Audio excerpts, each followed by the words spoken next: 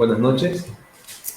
Mi nombre es Carlos Enrique Manosalva Licera, abogado por la Universidad Nacional Federico Villarreal, egresado de la Maestría de Derecho Civil y Comercial de la misma Casa de Estudios. Agradecido en esta oportunidad al Instituto de Estudios Jurídicos y Empresariales por esta invitación para poder brindar un seminario sobre un tema importante y muy conocido en nuestro país, lamentablemente.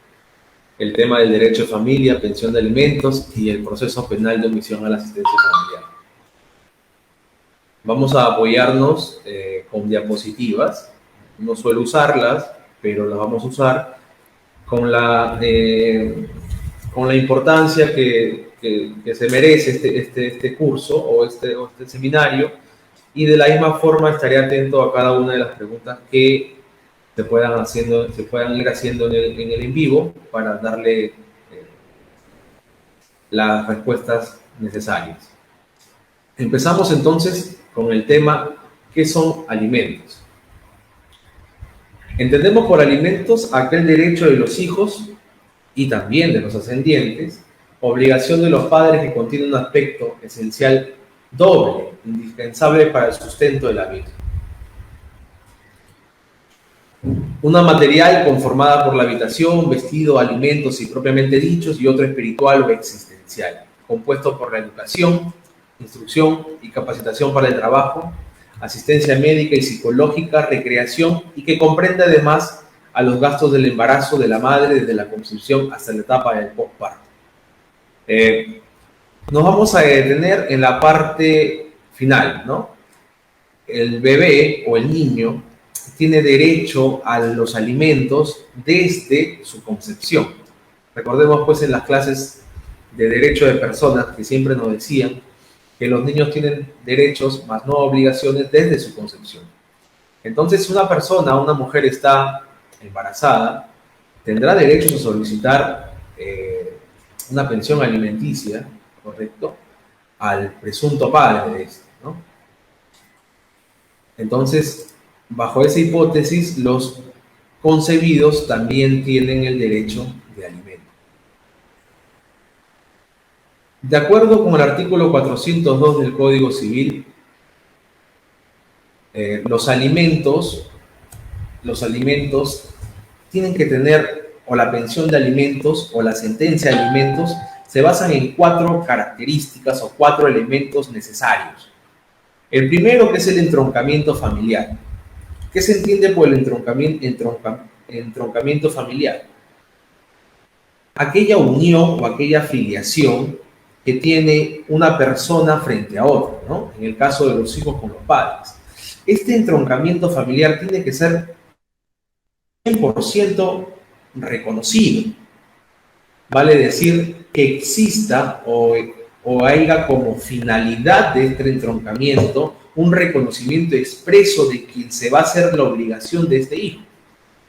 Es decir, si una mujer soltera se va a declarar el nacimiento de su hijo para su consecuente partida de nacimiento, si en esta partida de nacimiento no se encuentra el reconocimiento del padre, ¿correcto?, no podemos hablar de un entroncamiento familiar.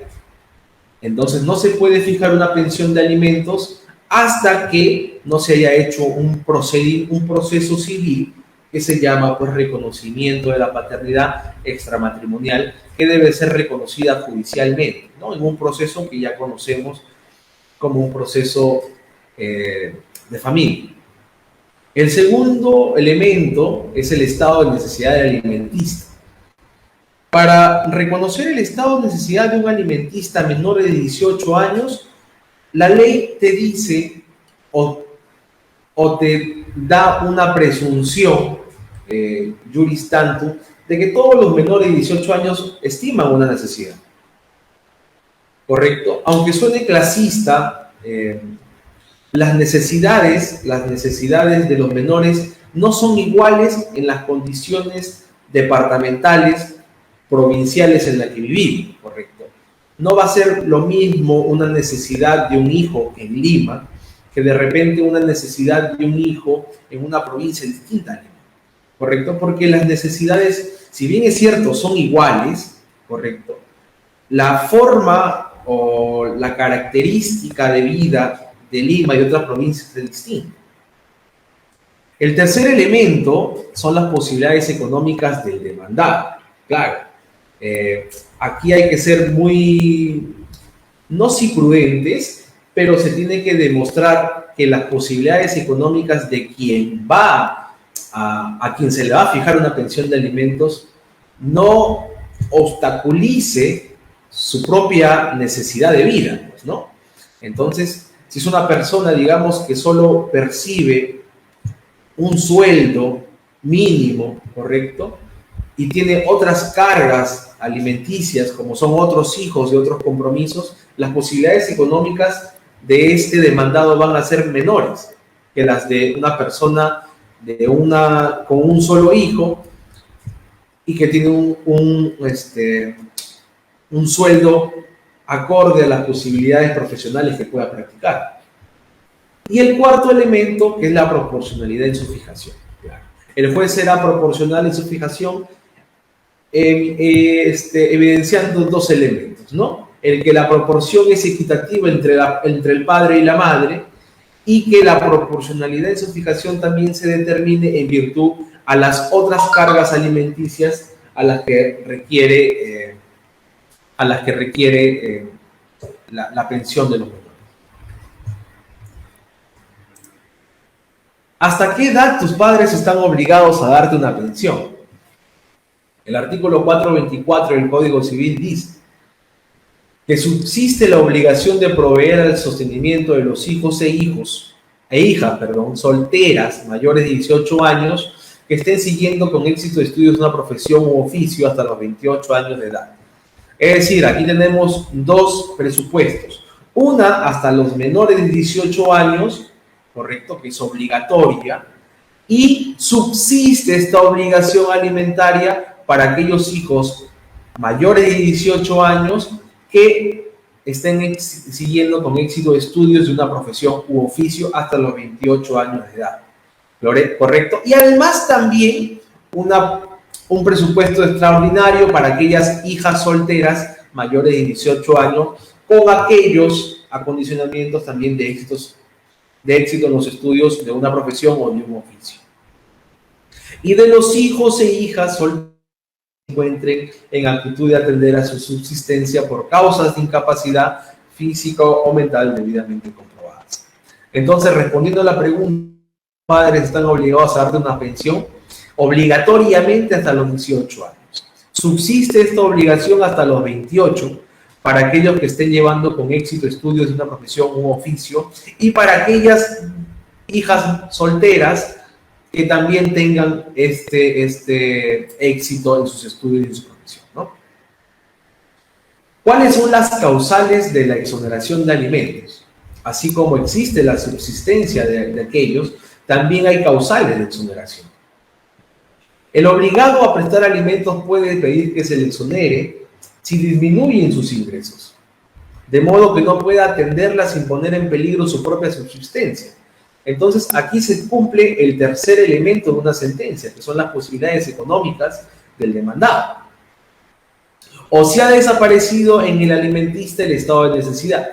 ¿Cuándo va a desaparecer el estado de necesidad de un alimentista? Pues a los 18 años se presume que este estado de necesidad desaparece.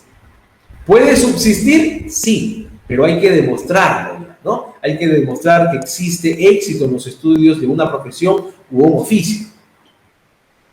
Tratándose de hijos menores a quienes el padre o la madre estuviese pasando una pensión alimenticia por resolución judicial, esta deja de regir a aquellos a la mayoría de edad. Claramente, a los 18 años uno que es abogado del demandado presenta un escrito solicitándole al juez se le deje de hacer apercibimiento del cobro de alimentos por cuanto el artículo 483 en su segundo párrafo lo exonera. Sin embargo, sí subsiste el estado de necesidad por causas de incapacidad física o mental debidamente comprobadas, ¿correcto? Es decir, esta fijación alimentaria a una persona que no puede atender su propia subsistencia continúa vigente, ¿no? Es digamos, perpetua. De los citados artículos anteriores podemos colegir que el estado de necesidad de un mayor de edad, no de un menor de edad, que todo el mundo conoce, que subsiste hasta los 18 años de edad, si el alimentista soltero sigue una profesión u oficio de forma exitosa hasta los 28 años, y si el alimentista soltero padece de alguna incapacidad física o mental debidamente comprobada, o mientras dure la incapacidad. ¿Qué entiende la norma por estudios exitosos? ¿No? Todos quienes hemos litigado nos hemos visto en la necesidad de siempre demostrar estudios exitosos. Pero hay que ver también, ¿no? Hay que ponernos en el contexto de los jóvenes, de cada caso en particular. Porque hay muchachos que simplemente solo estudian y se basan en lo que su papá y su mamá le pueden solventar, pero hay muchachos que no, ¿no? Hay muchachos que tienen que trabajar y a la misma vez tienen que estudiar. Entonces son contextos totalmente diferentes y evidentemente la capacidad para estudiar de una persona que trabaja y estudia, que no es un supuesto negativo, por lo contrario, para mí me parece un supuesto positivo, disminuye en algún momento el rendimiento educativo. Entonces, el primer pleno jurisprudencial distrital de materia civil y familia, realizado por la Corte Superior de Huancavelica, tema 3 del año 2016, acordó por mayoría que estudios con éxito se deben tener no solo referido a la nota probatoria, sino también periféricos que los rodean al alimentista, correspondiendo evaluar cada caso en particular, justamente lo que les decía, ¿no? Hay que determinar aquellos elementos periféricos que rodean al alimentista. Me tocó un caso de un muchacho que venía estudiando en una universidad privada, pero también se hacía él cargo de su madre, porque su madre tenía algún tipo de discapacidad posterior a su embarazo. Entonces, esta señora venía siendo, digamos, atendida por este joven alimentista. Entonces, si bien es cierto, sus notas superaban el tercio y el quinto superior, en algún momento su rendimiento educativo se vio plasmado en notas bajas, sin ser aprobatorias. Pero eso no significaba que podríamos suspenderle su pensión alimenticia por cuanto estos elementos periféricos de alguna u otra forma subsisten y determinan una pequeño flujo negativo en sus estudios. Entonces, este acuerdo trajo cuatro conclusiones. En primer lugar, no es relevante en qué centro educativo ni en qué nivel se encuentre la persona mayor de edad. Lo relevante es que esté estudiando, sea soltera y no supere los 28 años, ¿correcto? O sea, lo relevante es que se tenga como misión o como objetivo que esta persona mayor de 18 años y menor de 28 años y soltera pueda cumplir el objetivo final, que es el de graduarse en este estudio profesional o en este estudio de oficio, ¿no? A efectos de que terminada esta carrera, ya sea profesional o técnica, vuelvo a repetir, tenga la capacidad de poder encontrar un trabajo acorde a su capacidad. Entonces, no es relevante si estudia en un centro educativo nacional, en un centro educativo particular, en un centro educativo profesional o un centro educativo técnico. Eso no es relevante. Las calificaciones en sus centros de estudios deben tener nota probatoria, mayor a 10.5, si no me equivoco, ¿no? Porque aquí con el 10.5 y algo aprobamos, ¿sí? Porque aquí la nota probatoria siempre es 11 a 20. En caso de que las calificaciones sean inferiores a 10, si aún tiene oportunidad para nuevamente llevar los cursos en los que ha salido jalado, sin que afecte su progreso educativo, hacia la futura graduación, que es el objetivo final de estos estudios, debe considerarse como estudios exitosos. ¿Correcto? Entonces, aquella persona que, como les dije, ¿no?, en el ejemplo, de repente por X motivos ha tenido la lamentable experiencia de jalar un curso por elementos periféricos distintos a él, si tiene la posibilidad de enmendar esto, es decir, llevar, digamos, otra vez este curso, entonces tiene la posibilidad de aún considerarse como estudio exitoso. Porque debemos comprender que estas dos palabras, estudios exitosos, es simplemente el fin para llegar a tener una graduación o, digamos, tener una carrera técnica o profesional que me permita a mí instalarme en el mercado laboral. En el caso de que no logre superar las dificultades educativas presentadas, deberá analizarse si esta situación es estrictamente responsabilidad del estudiante o si es responsabilidad de los propios padres por no haber actuado adecuadamente en el proceso educativo de su menor hijo, destacando sobre todo el actuar de la persona que pretende omitir el cumplimiento de su obligación alimentaria. Claro, aquí hay que ser sólidos en el sentido de que, si bien es cierto, el niño o el joven tiene dificultades educativas, si estas dificultades educativas se presentan por el incumplimiento de quien debe obligarse a prestar la alimentación, es decir, digamos, a este padre no paga la pensión y por este hecho el chico no puede seguir estudiando, no puede pagar su pensión, evidentemente se va a atrasar en sus estudios, este elemento periférico escapa de las manos del estudiante. Entonces, el no haberse matriculado o el no haber de repente presentado exposiciones porque no pagó, pónganlo en el peor de los casos, y que este centro de estudios sea muy tajante con su normativa y no le permita dar exámenes y no le permita presentar exposiciones porque el señor no ha pagado su pensión. Entonces, este elemento periférico que rodea al estudiante, que lo hace incapaz de presentar buenas notas, no le corresponde a él. Entonces, estos 4 elementos constituyen, a criterio de este pleno jurisdiccional, lo que se determina como estudios exitosos. Referente de la exoneración de alimentos, ¿no? A tenor de la casación 158-2002-1, la Sala Civil Transitoria exonera de pensión de alimentos al alimentista que concluyó su carrera pedagógica, pero se haya desempleado. A ver, justamente, yo les decía, el objetivo de los estudios de los estudios exitosos o de determinar estudios exitosos es justamente concluir una carrera, ya sea profesional o ya sea técnica. Entonces, si esta persona concluyó su carrera, tiene el título profesional o tiene el título técnico, ya sea de abogado, ya sea de profesor, ya sea de mecánico, de lo que fuese, pero en virtud a eso, el hecho de que no consiga un empleo a pesar de haber culminado su carrera profesional o técnica, ya lo exonera de alimentos. ¿Correcto? Porque ya tiene la capacidad para poder ella misma o él mismo surtirse de un empleo en virtud a su capacidad y en virtud a este currículum por esta carrera obtenida.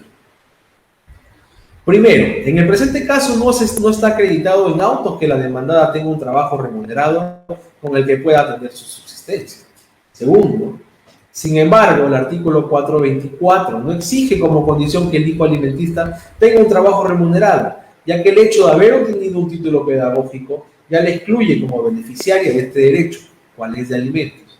Tercero, en lo referente a la condición de soltera de la demandada, esta sumada al título pedagógico ya adquirido, le posibilitan el lograr, si se lo propone, de un trabajo remunerado, ya que tiene la disponibilidad de alcanzar tal objetivo.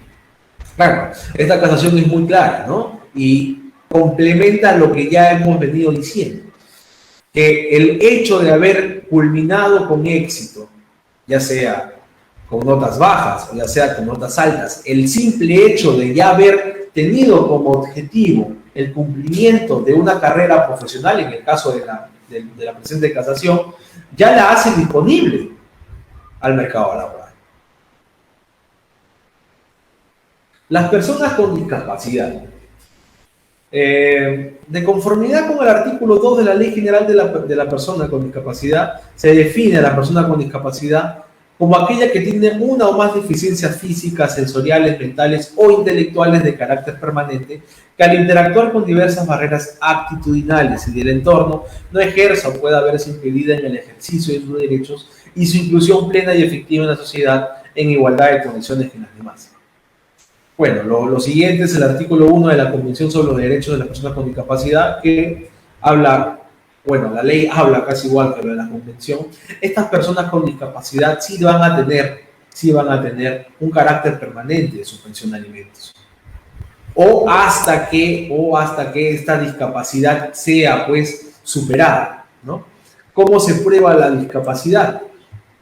Esta probanza de la discapacidad se logra por aquel certificado de discapacidad otorgado por un establecimiento de salud de Minsa, ¿no? Obtenido el certificado de discapacidad, el hijo soltero mayor de edad seguirá siendo acreedor de la obligación alimentaria. Se entiende que este beneficio estará vigente de manera indefinida, al menos que logre su rehabilitación. Entonces, hasta aquí hemos podido hablar de lo que se refiere los alimentos. Para hablar de la pensión de alimentos, tenemos que basarnos en estos 4 elementos. Hablamos del entroncamiento familiar. El entroncamiento familiar, como les decía al inicio, tiene que ver por aquel reconocimiento voluntario y expreso del padre del menor. Porque si no está reconocido este menor, la madre, ¿qué tendrá que hacer? Un proceso denominado filiación de paternidad extramatrimonial a nivel judicial, ¿correcto? Y en este proceso de filiación, como ya conocemos, como ya viendo, también se puede presentar como pretensión accesoria la pretensión de alimentos.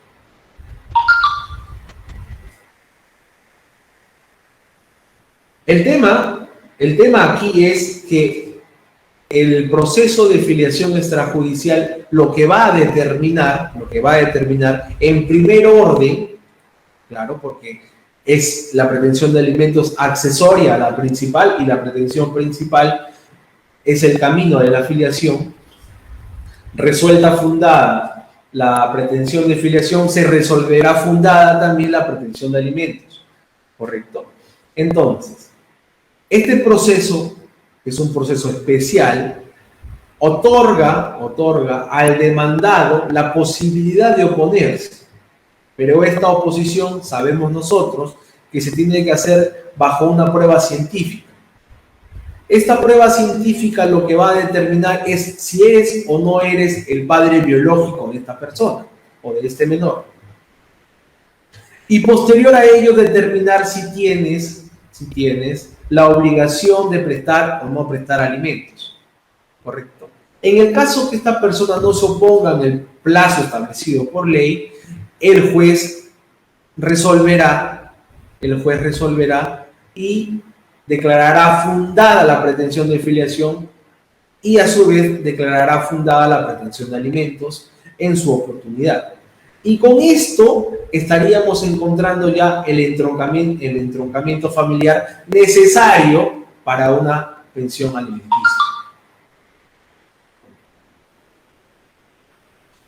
Dice Miriam Acosta, ¿no? Nos hace una pregunta. ¿Qué procede cuando el alimentista, si es mujer y queda embarazada, o si es hombre, deja a su novia en el embarazo?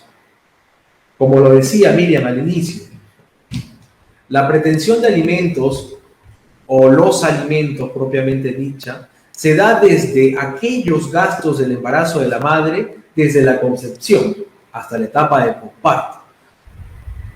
¿Qué significa desde la concepción? Desde que ya sabemos de la existencia de un nuevo ser en el vientre materno de la madre. Entonces, todos aquellos gastos que tú has incurrido en el embarazo son presumibles de alimentos, ¿correcto? Como el menor solo tiene derechos, se tiene que determinar que estos gastos de embarazo en la concepción, a efectos de que la obligación del padre se vea en ese momento resarcida, o sea, la obligación del padre resarza los gastos en los que incurre la madre en el embarazo, ¿cierto? Si el padre luego no quiere reconocer a tu menor hijo, o no quiere, entonces sí, lamentablemente tendrás que hacer un proceso de filiación. Pero todos esos gastos comprendidos en el embarazo sí van a determinar una responsabilidad y una obligación que condicione al obligado, a este padre, a tener que hacer el pago de una pensión alimenticia. Entonces, Miriam, sí procede una demanda de alimentos cuando la alimentista esté dentro del vientre de la madre, ¿correcto? Espero haya sido tu pregunta y espero eso haya podido responder. Bueno, entonces, sigamos con el entroncamiento familiar. Entonces, determinado ya la sentencia de filiación del juez,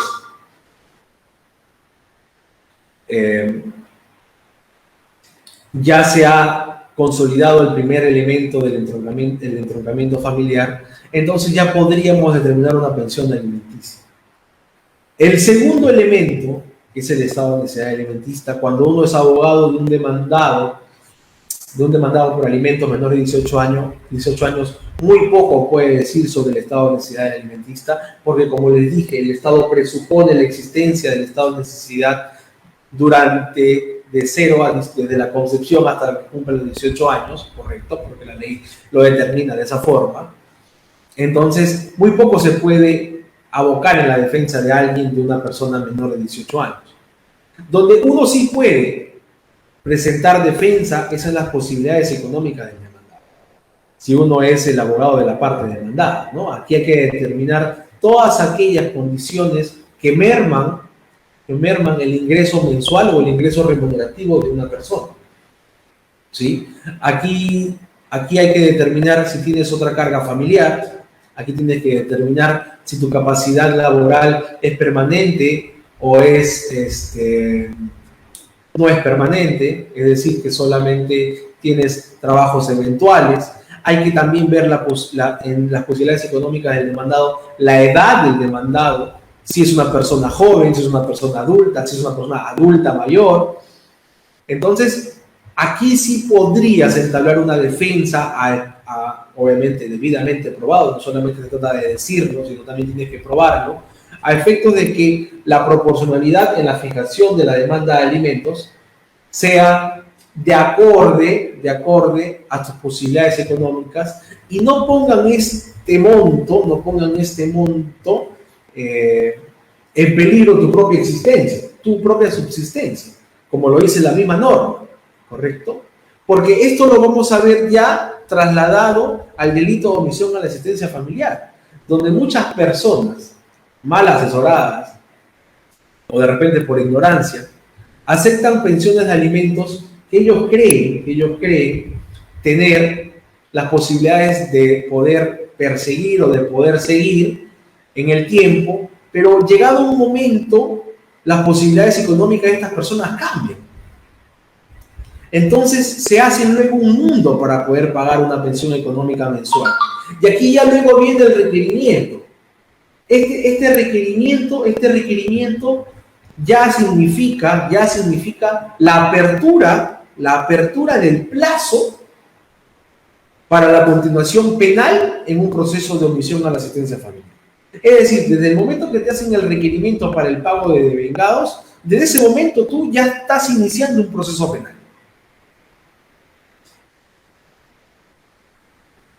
Un ratito, déjenme ver, otras preguntas. Entonces, como lo decía, ¿no? Estos cuatro elementos, si uno defiende al demandado, no es que siempre uno defiende al demandado, también puede defender a la parte demandante. Y en la parte demandante, ¿qué tienes que hacer? Pues desmenuzar el estado de necesidad alimentista. Así como el demandado tiene que desmenuzar las posibilidades económicas, el demandante tiene que desmenuzar aquel estado de necesidad alimentista, ¿correcto? Todos aquellos elementos materiales y existenciales o espirituales que refieren los alimentos.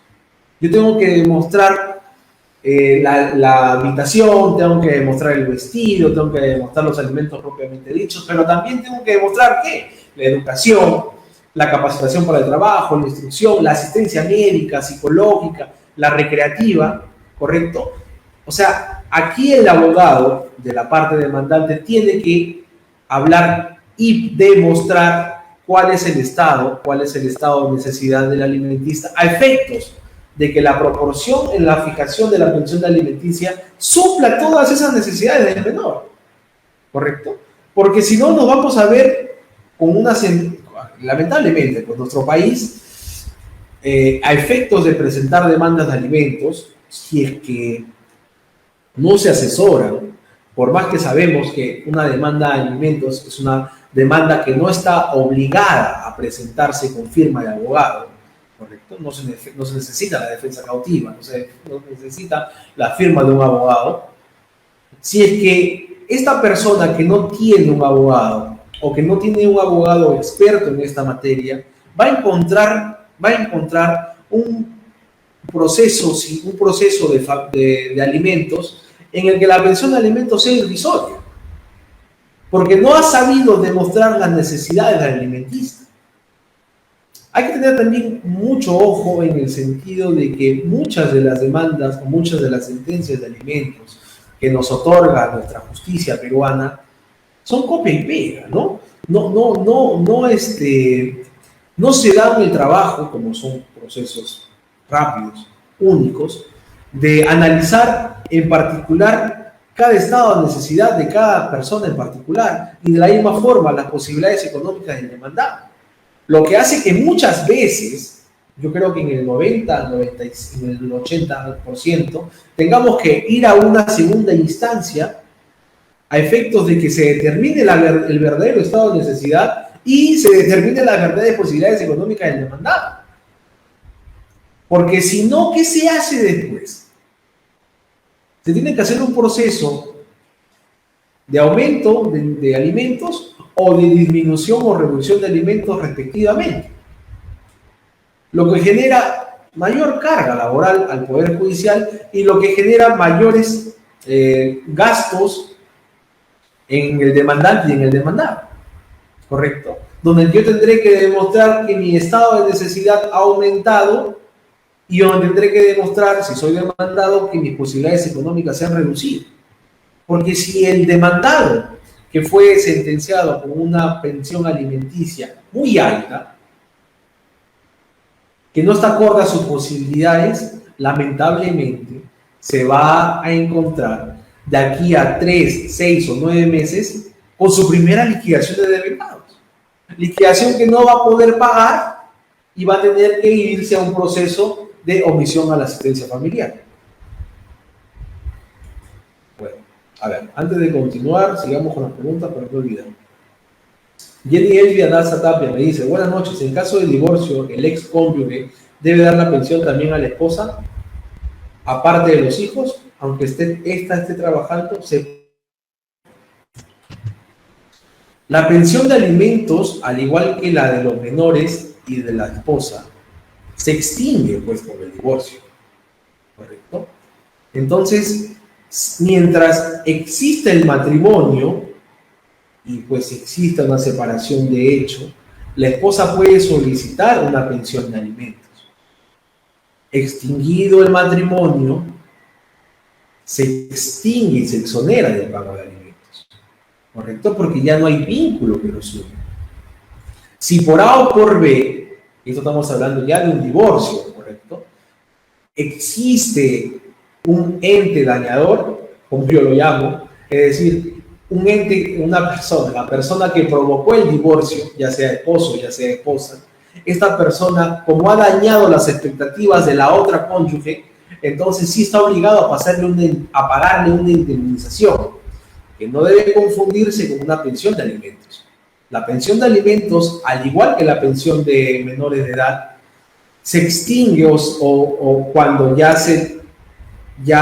no existe un vínculo que los una. Una persona que es divorciada no va a tener que mantener a su esposa, a su ex esposa. Ya no continúa este proceso de alimentos.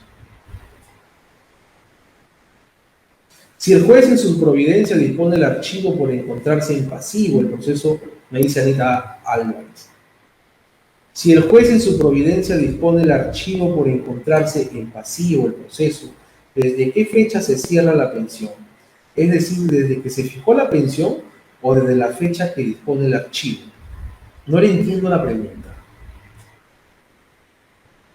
Si el juez en su providencia dispone el archivo por encontrarse en pasivo el proceso, ¿desde qué fecha se cierra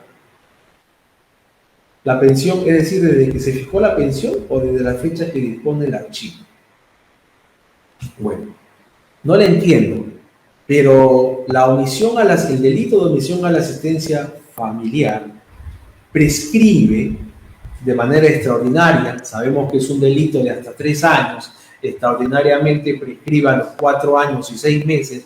¿Y desde cuándo se computa el plazo para la prescripción? Desde el momento que es requerido con la obligación de vengados. Entonces, sí hay una prescripción de este delito. A mí me dan 500 nada más por ser maltratada, eso en Guatemala. Bueno, Diana Jiménez.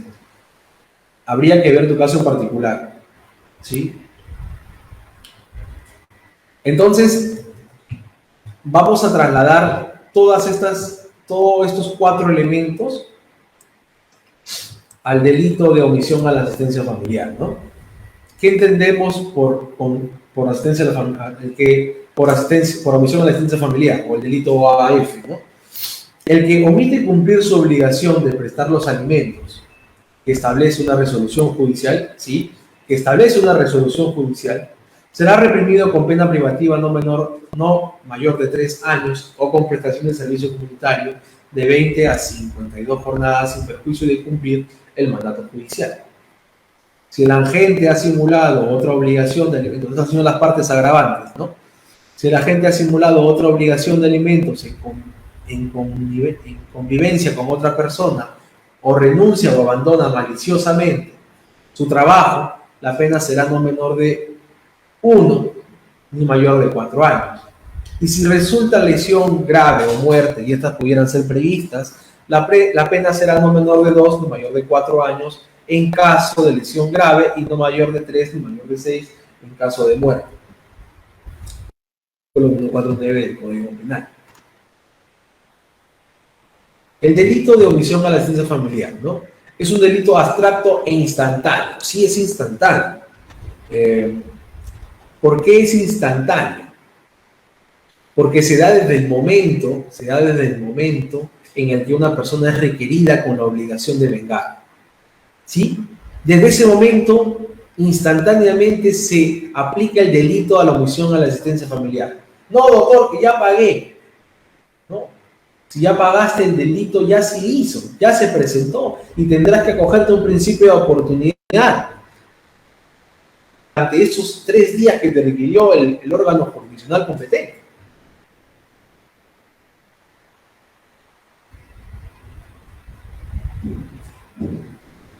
¿Ya? Para determinar que eso es un delito instantáneo se debe ver el tema de la consumación, claramente. La consumación se da desde el momento del requerimiento. Y si pasado esta fecha de requerimiento no has cancelado el pago de vengado, estás consumando el delito. Entonces vas a ser perseguido penalmente por el Ministerio Público. Hayas pagado o no hayas pagado. ¿Sí? Estos elementos de pagar o no pagar o pagar después de van a ser solamente condicionales para efectos de un principio reparatorio, de un acuerdo reparatorio. A ver, ahí me gustan ver las preguntas.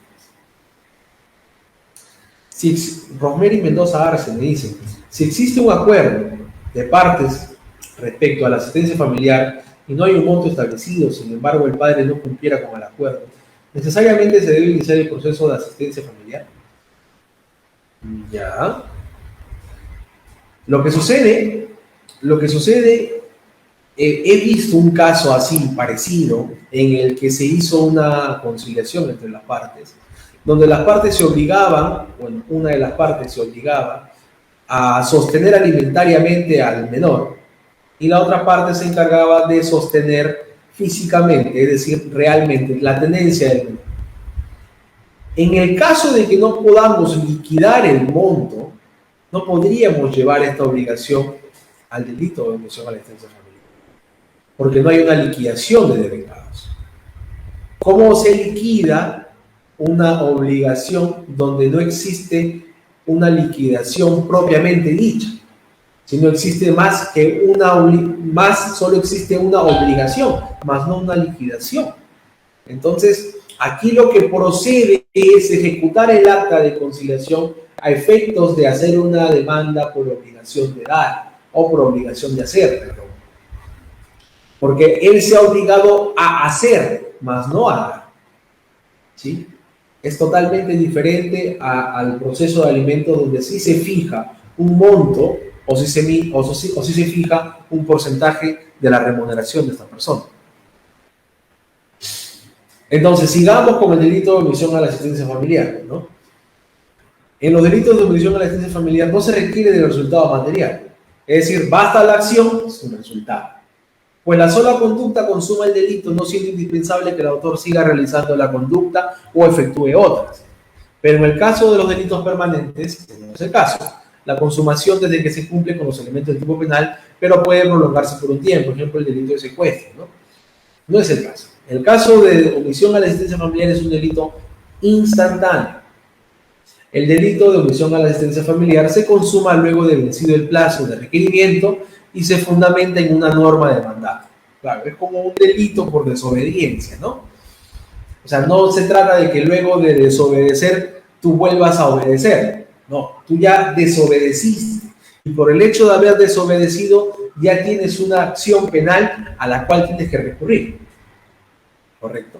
La prescripción del delito de la obligación a la asistencia familiar, como les dije, ¿no? La prescripción de la acción penal en el delito de omisión a la asistencia familiar procede y se computa a partir del día siguiente de vencido el plazo de requerimiento. Es decir, pasados los 3 días que generalmente el juez fija para el pago del cumplimiento de las pensiones devengadas, desde ese día se puede ya computar el plazo para una prescripción sobre este delito.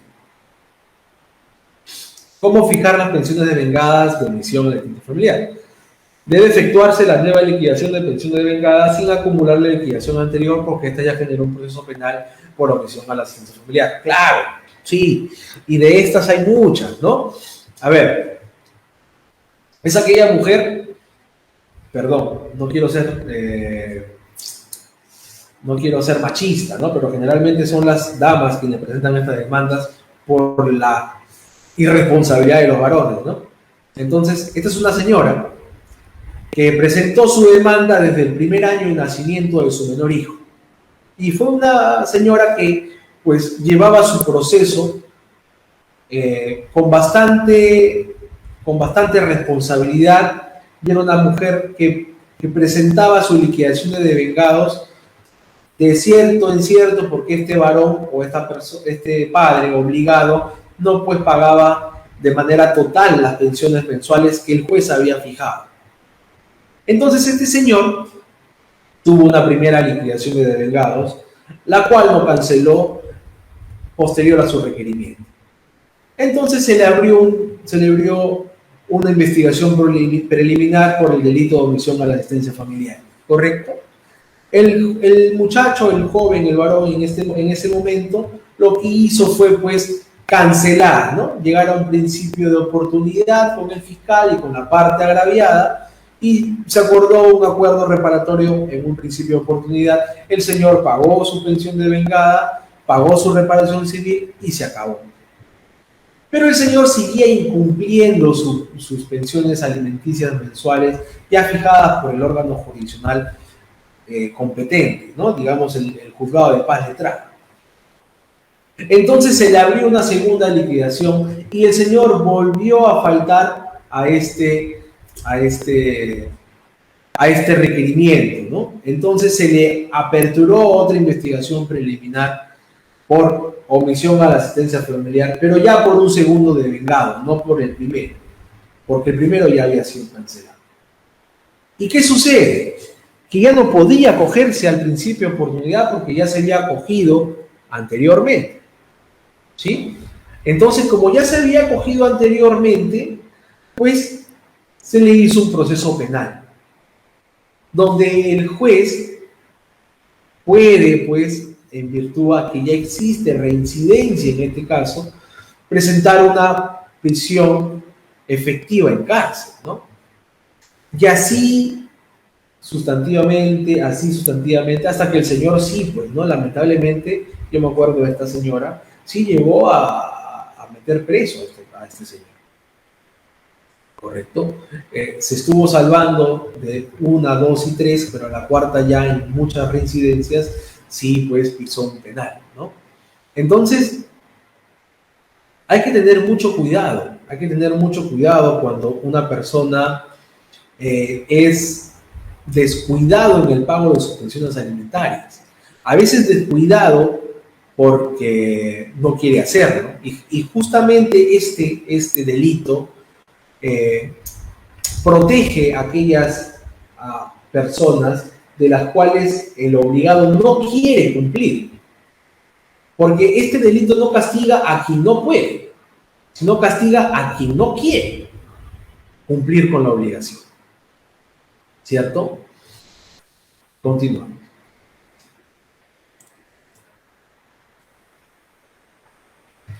El pago tardío de la deuda alimentaria, ¿qué implica? El pago tardío de la obligación alimentaria no afecta la imputación concreta por el delito de omisión, ¿no?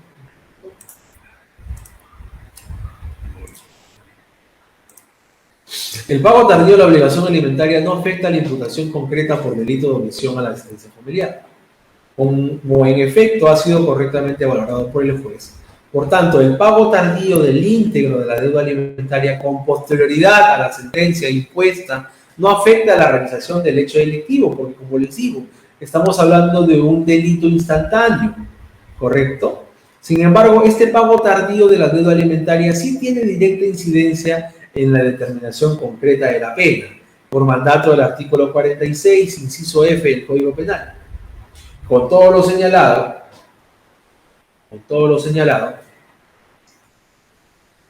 el pago tardío es un elemento relevante para determinar la pena, pues conforme lo señala el artículo 46F del Código Penal, es considerado como un atenuante genérico, por consiguiente sirve para determinar la pena en el marco concreto intermedio. Entonces hay dos circunstancias que tiene el imputado para determinar la pena concreta.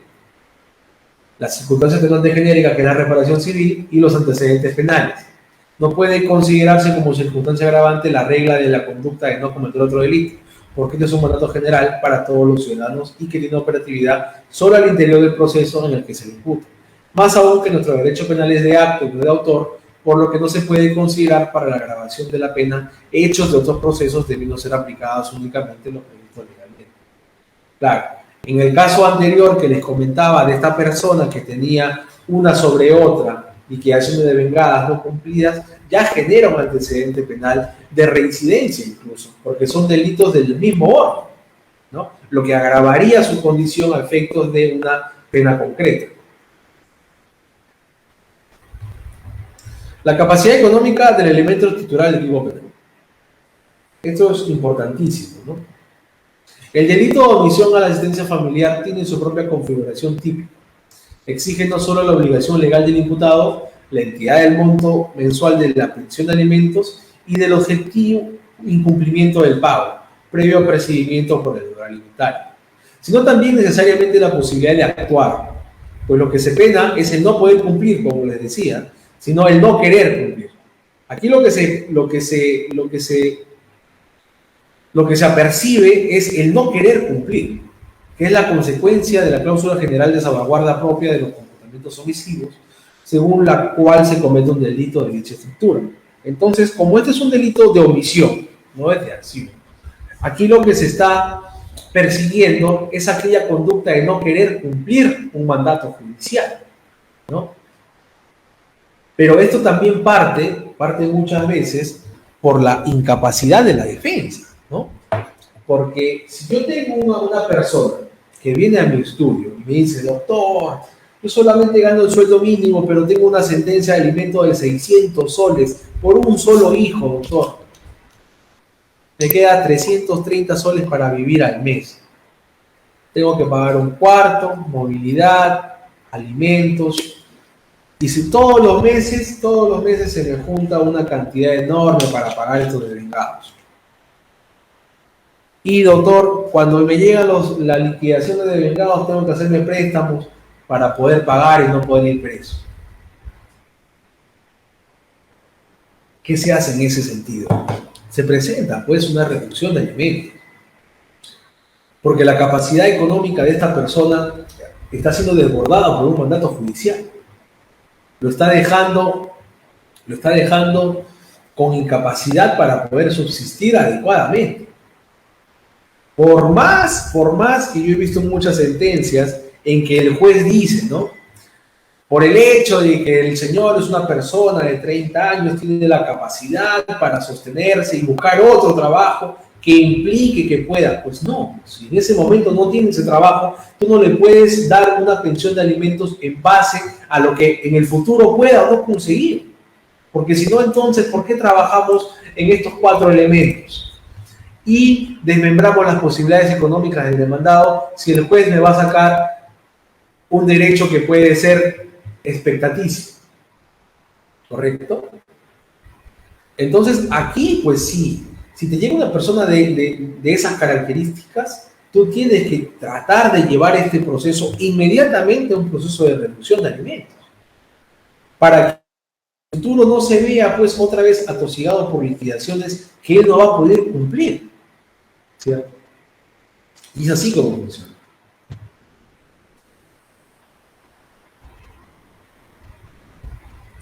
Otra pregunta. Rosemary Mendoza Arce. En caso del padre o madre que no exigiera el pago de asistencia familiar, ¿estaría cometiendo algún tipo de falta? No. Muchas personas, no sé cómo se han creado este silogismo lógico, por decirlo así. Dicen, ¿no? Doctor, mi hijo tiene 12 años, pero quiero demandar a este señor desde que nació mi hijo porque hace 12 años nunca le pagó nada. Yo le digo, un momentito, señor, eso es imposible.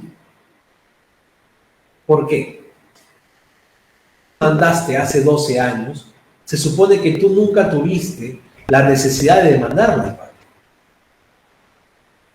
Entonces, esos 12 años que tú no demandaste, son 12 años que se presumen que el padre sí tuvo o sí cumplió con sus obligaciones parentales. Entonces, quien te diga lo contrario, y quien te diga, sí, vamos a cubrirlo, vamos a exigirle estos 12 años que no te ha pagado, te está mintiendo. Te está mintiendo. Si tú no lo hiciste hace 12 años, el juez va a entender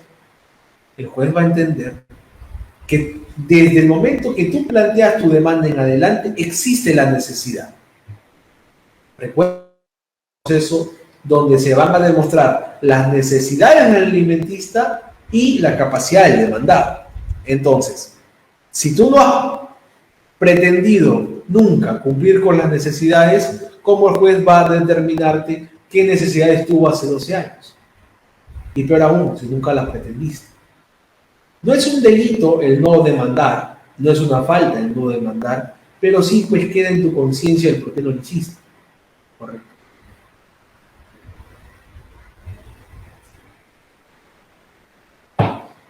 Espero que con eso Rosemary haya quedado dado respuesta a tu pregunta. Betty Gloria Aquino de Cabello me dice, doctor, buenas noches, ¿cuál es el porcentaje para determinar la pensión de alimentos? El máximo es el 60%. No puedes ir sobre ese 60%, ¿correcto? Sobre ese porcentaje se tiene que determinar la pensión alimenticia. Si tú demuestras que las necesidades alimentistas o las necesidades en derecho de tu menor hijo son muy altas, ¿correcto? No por su capacidad, sino por, digamos, por su incapacidad de tu menor, entonces podría llegar al 60%. Entonces, también se presume que quien tiene la tenencia, en el caso tuyo, digamos, si tú tienes la tenencia de tu menor y no puedes trabajar porque te genera una ardua labor el tener que tener a tu menor todo el día frente a ti, entonces ese trabajo de ama de casa, de cuidadora de tu hijo, presupone ya un trabajo remunerado que tiene que ir en concordancia con la pensión de alimentos que le vayan a solicitar al otro padre. ¿Correcto? Entonces, tu pregunta es, ¿Cuál es el porcentaje para terminar la pensión de alimentos? El máximo es el 60%. El máximo.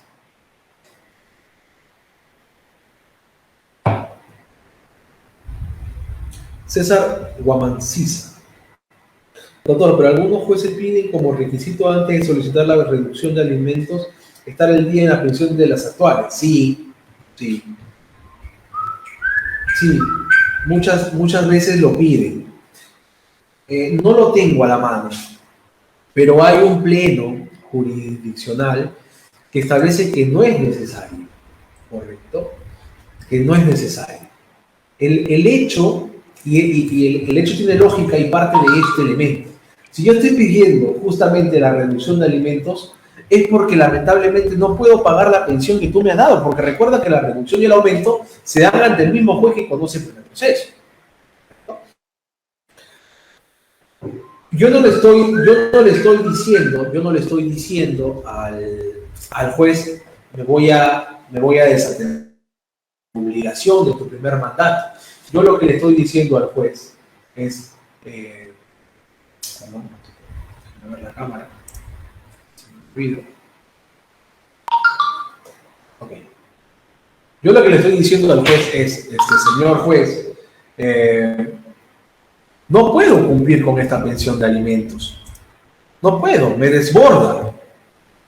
Entonces, si tú me vas a presentar, tú me vas a declarar improcedente mi demanda de reducción de alimentos por el simple hecho de que no estoy al día en el pago de alimentos, jamás vas a poder reducirla. Entonces, es una incoherencia. Al menos permíteme admitir a trámite mi demanda, como lo dice este pleno jurisdiccional, porque así lo dice de verdad. Al menos permítele exponer en la audiencia de pruebas esta incapacidad que le produce esta pensión de alimentos que no puede pagar. Entonces, ahí sí ya tienes la posibilidad de argumentar y de probar que tu capacidad económica se ha visto desbordada por esta primera pensión o tu capacidad económica se ha visto disminuida, ¿correcto? Entonces, prometo que a las personas que están escuchando y a ti, César, que si puedes luego contactarme, te voy a pasar ese pleno, ¿correcto? En el que sí hemos utilizado a efectos de que se nos admita a trámite la demanda, porque muchas veces, como tú dices, sí, claramente te declaraban improcedente, no te permitían siquiera llegar a una audiencia de pruebas, te la voy a proporcionar a efectos de que sí puedes llegar a un proceso de reducción de alimentos, no que estés o no estés al día. Evidentemente, tú tienes que ir preparado con tu cliente y decirle, mira, hasta aquí vas a pagar tanto, pero tienes que pagarlo, ¿no? Y de aquí en adelante ya vas a verte disminuida en tu pensión de alimentos con lo que se va a reducir, ¿sí? Entonces, el hecho de no estar al día en tu pensión de alimentos no tiene que ser óbice para que te declaren infundada o improcedente tu pensión de alimentos. No, porque ¿qué dice el artículo 424, si no me equivoco?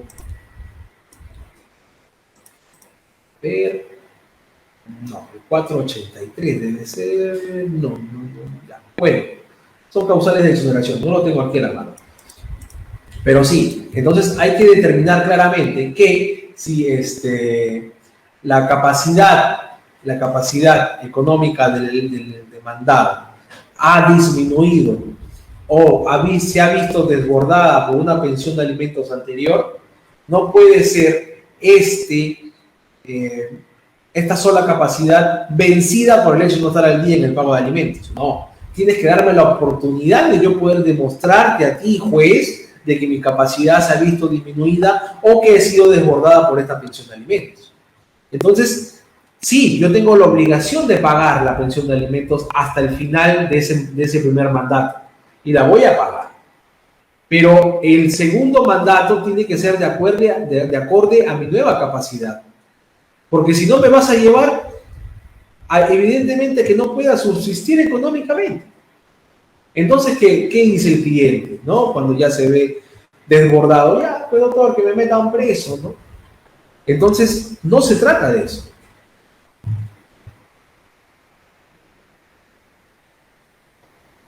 Bueno, entonces continuamos. La estructura. La estructura típica del delito de omisión propia, como es el caso de omisión de la asistencia familiar, que tiene un aspecto objetivo y un aspecto subjetivo. En el aspecto objetivo del tipo de omisión propia se establecen tres elementos: la situación típica generadora del deber, que es el mandato judicial de alimentos; la no realización de la conducta ordenada, que es el requerimiento de pago de esta pensión devengada; y la posibilidad física del individuo para ejecutar la acción ordenada. Claro, aquí se va a determinar la posibilidad o el incumplimiento por querer o por no poder cumplir con la pensión devengada, ¿no? Ese es el tipo.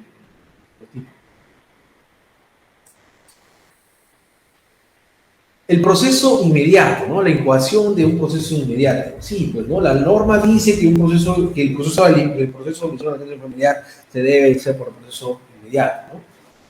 Precisando ello, nada impide que en la primera etapa de la audiencia única de juicio inmediato, que es el momento oportuno para el ofrecimiento de pruebas, se presenten aquellas pruebas relacionadas a acreditar el elemento subjetivo del delito, tales como las declaraciones de las partes, las posibilidades del investigado, entre otras que se consideren necesarias.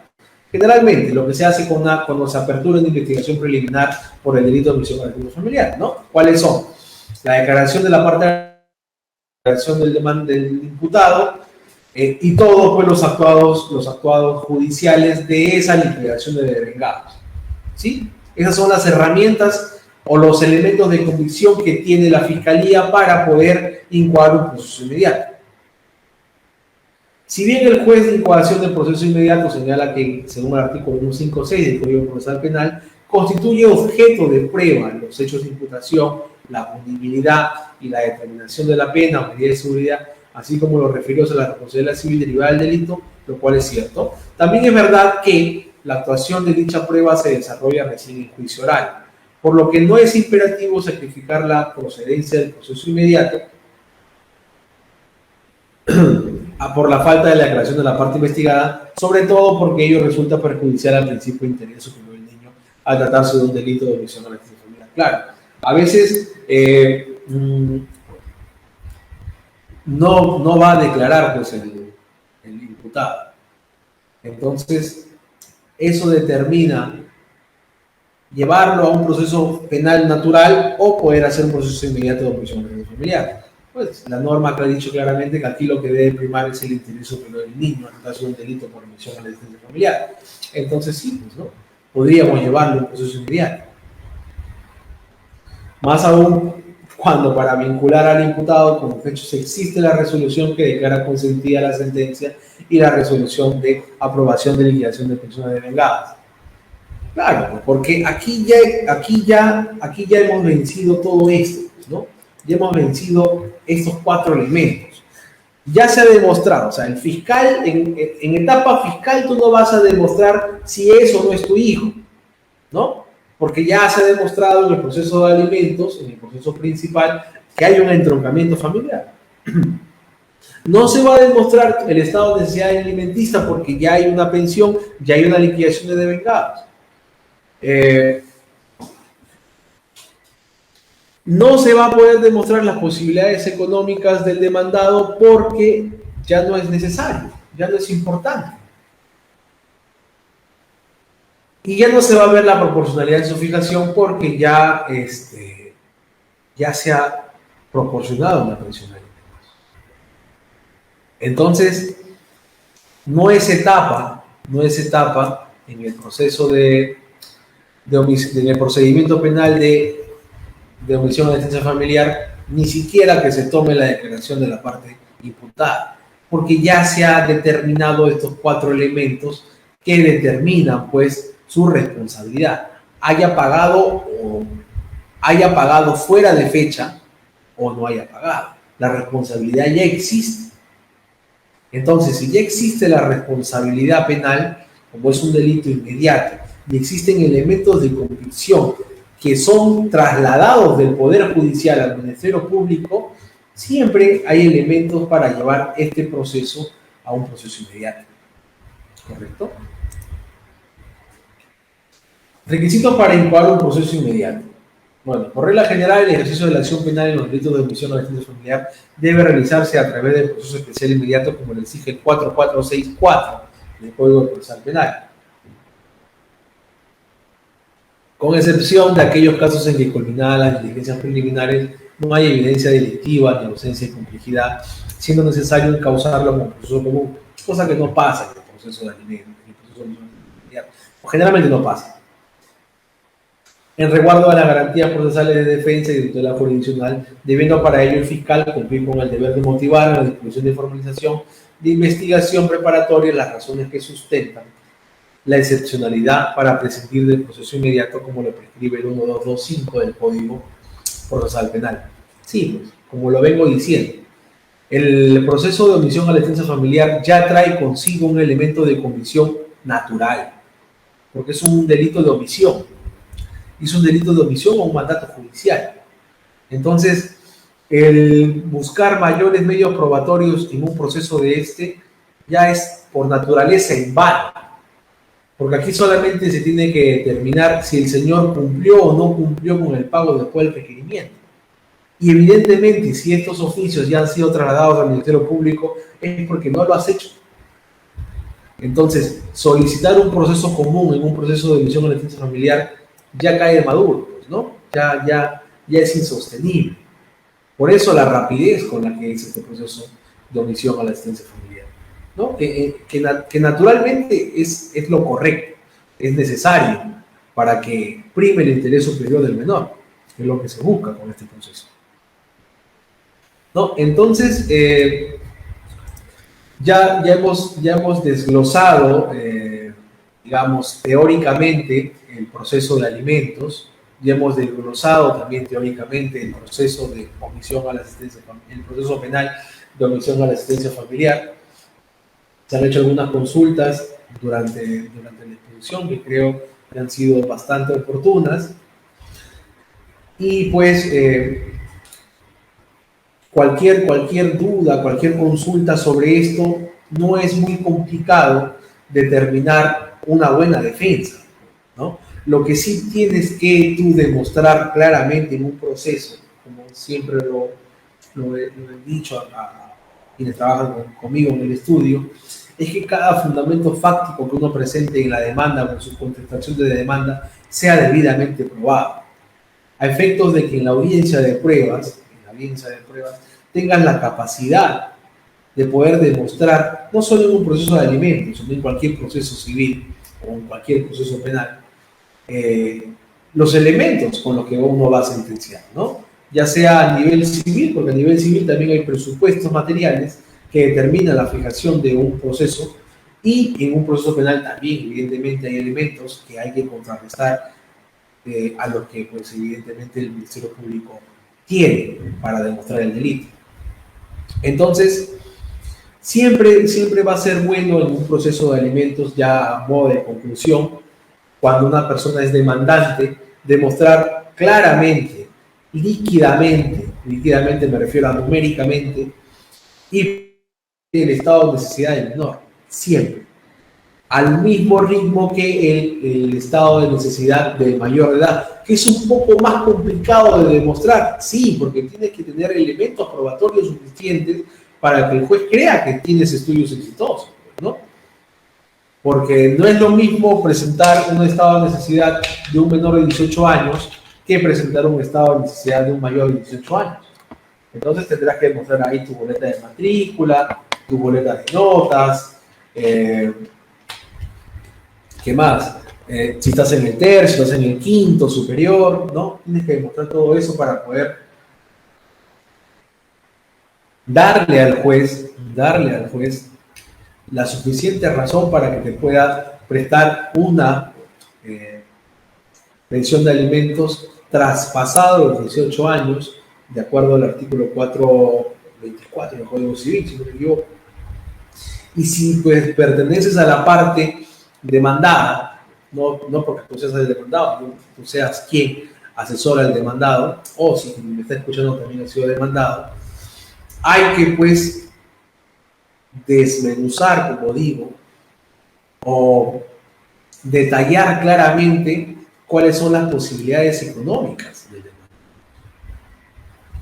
hay que desarrollar claramente cuáles son tus demás gastos, cuáles son tus demás cargas a efectos de que la proporción en la fijación de la pensión de alimentos no te sobrepase en tu propia capacidad. Y si la primera sentencia o la sentencia de primera instancia, perdón, te declara una pensión alta, tienes el derecho de apelar. Y apela, ¿no? No te quedes sin apelar. Igual pasa con el demandante, ¿no? Si ve que su pretensión de alimentos es mínima, pues apela. Porque si tienes argumentos para poder rebatir lo dicho por primera instancia, porque como le dije, a veces las sentencias son copiativas, por no decir otra cosa, entonces a veces tú demostrándole al juez de segunda instancia los elementos que tú has presentado como elementos probatorios y que no se ven reflejados en la motivación de la resolución, puedes hacer que el juez, en el caso, en este caso, el juez de familia, tenga una visión diferente y pueda, pues, no llamarle la atención al juez de primera instancia, sino rebatir lo que él ha dicho, pues, y digamos, dar una pensión acorde a las necesidades alimentistas o a las posibilidades económicas del demandado, ¿no? Para efectos de determinar la proporción de la fijación de la sentencia. Porque si no, pues luego te vas a ver, lamentablemente, inmerso en un proceso de omisión a la asistencia familiar y tienes muchos problemas porque te pueden generar antecedentes penales. Claro, porque si es una sentencia condenatoria, te va a generar antecedentes penales y muchos trabajos, cuando ven que tienes este tipo de problemas, no te van a tomar en cuenta. Es un problema, aunque lo vean como un proceso simple, que bueno, generalmente nadie va preso si es que se acoge en principio de oportunidad o paga la pensión, o paga la liquidación de devengados tardíamente, digámoslo así. Podría ser que se te acumulen 2, 3, 4 liquidaciones en lo que va de la vida y puedes pisar un penal, ¿no? Por un delito de estas características.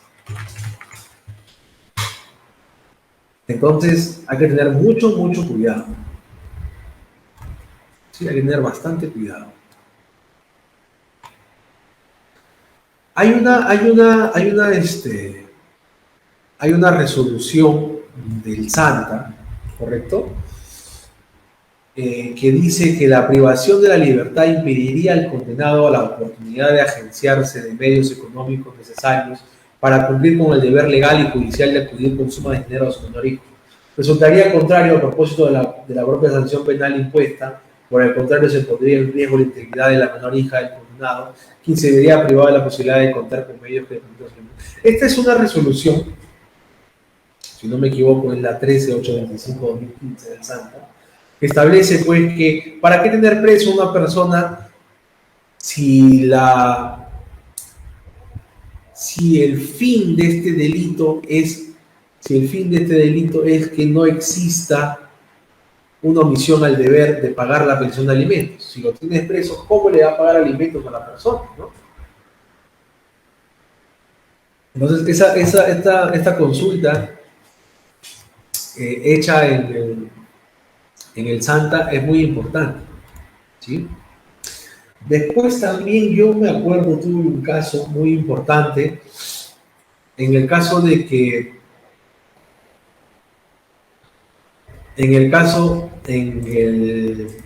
la persona a la que fue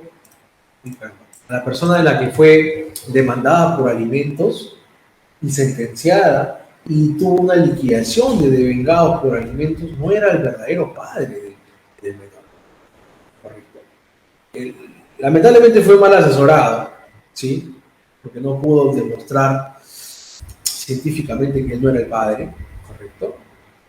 Pero sí él hizo mal porque él reconoció al menor. Reconoció al menor en el sentido de que firmó la partida de nacimiento de ese niño, pero legalmente él era el padre, pero científicamente y biológicamente no era el padre. Y el señor tuvo problemas ya luego del tiempo, porque se le denunció penalmente por omisión de la extensión familiar de un hijo que no era suyo. Y a nivel fiscal, ustedes bien saben que eso ya es imposible de retrotraer. Claro, él tuvo que hacer una demanda luego de nulidad de acto jurídico para no reconocer al menor, para determinar claramente que él no era el padre, pero sí pues se vio inmerso en un proceso penal por omisión de la defensa familiar, incluso tuvo orden de captura y muchos temas problemáticos. ¿Ya? Eso podría ser un tema en el que podríamos hablar en otra oportunidad. Pues, entonces, yo creo que por el momento estamos terminando con este seminario.